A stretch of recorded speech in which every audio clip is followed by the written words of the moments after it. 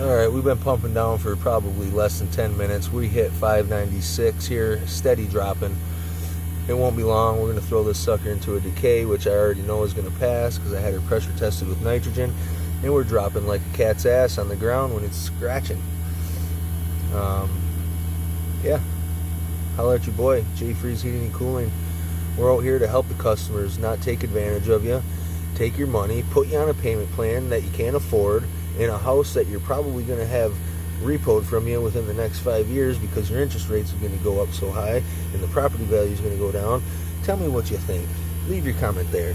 Give me your input. Tell me that you care.